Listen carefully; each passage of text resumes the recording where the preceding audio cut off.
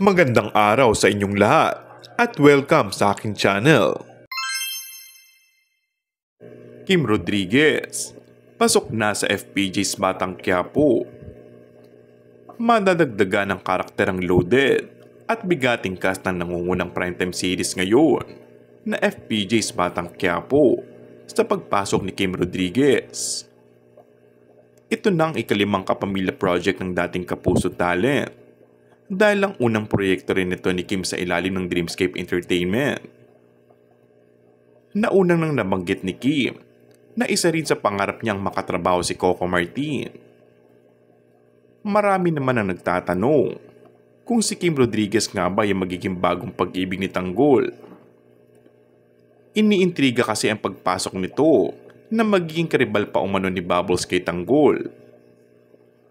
Pumasok na kasi ang karakter nito sa huling trailer. Samantala, taos-puso namang nagpapasalamat ang primetime king na si Coco Martin sa mga taga-subaybay ng FPJ's Batang Quiapo na kung saan ay laging nanguhuna sa views ang nasabing serye. Pinipilit namin gumawa ng palabas na alam namin mapapaligaya ng mga manonood gabi-gabi. Ayoko kasing tipirin yung mga manonood natin. Na-appreciate ko kasi yung pagmamahal nila, ayon kay Coco. Abangan niyo po ang bagong yugto ng Batang Quiapo na magiging pasabog ng makakasama po namin. Napakaganda po. Bagong timpla. Kaya maraming salamat. Dagdag pa ni Coco. And that's all for our today's video.